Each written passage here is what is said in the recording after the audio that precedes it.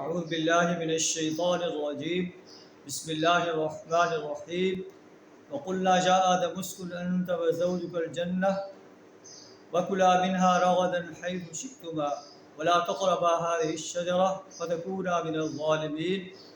اللہ فرماتا ہے کہ ہم نے آدم علیہ السلام کو کہا کہ اے آدم، اور تو اور تیری بیوی جو ہے جنت میں رہو اور جنت کے پھل کھاؤ، اور اس ایک درخت کے قریب نہ جانا۔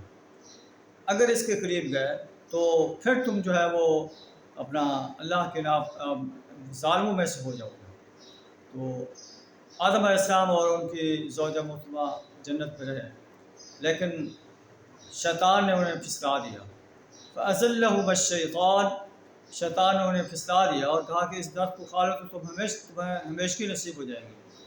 تو اللہ فَأَخْرَجَهُمَا مِمَّا كَانَا فِيهِ، تو جس جنت میں وہ رہتے تھے شیطان نے انہیں نکلوا دیا۔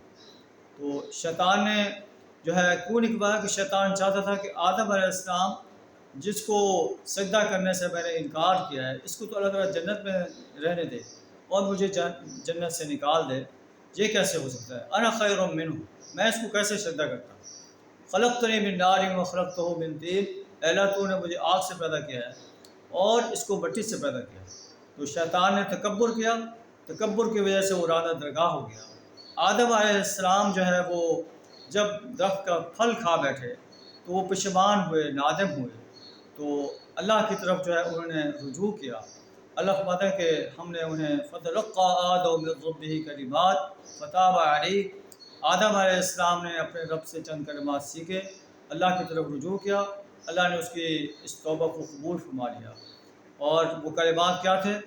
رَبَّنَا ظَلَمْنَا أَنفُسَنَا وَإِن لَّمْ تَغْفِرْ لَنَا وَتَرْحَمْنَا لَنَكُونَنَّ مِنَ الْخَاسِرِينَ، اے اللہ ہم اپنی جانوں پر ظلم کر بیٹھے، اگر تو نے ہمیں نہ معاف کیا، ہم پر رحم نہ فرمایا تو ہم خسارہ پانے والوں میں سے ہو جائیں۔ تو آدم علیہ السلام سے غلطی ہوئی، آدم علیہ السلام نادم ہو کر اللہ کے دربار میں جھک گئے۔ شیطان نے غلطی کی لیکن اس پر وہ ڈٹ گیا اور ہمیشہ ہمیشہ کے لیے جہنمی بن گیا۔ تو یہ شیطان اور انسان کے اندر فرق ہے کہ انسان جب گناہ کر کے اللہ کی طرف رجوع کرتا ہے، اللہ اس کو معاف کر دیتا ہے، اور شیطان جو ہے اس پر ڈٹ جاتا ہے، اللہ اسے جہنم کی آگ میں ڈال دیتا ہے۔ اللہ ہمیں اپنے حضور ہر حال میں توبہ کرنے کی توفیق عطا فرمائے۔ وآخر دعوانا الحمدللہ۔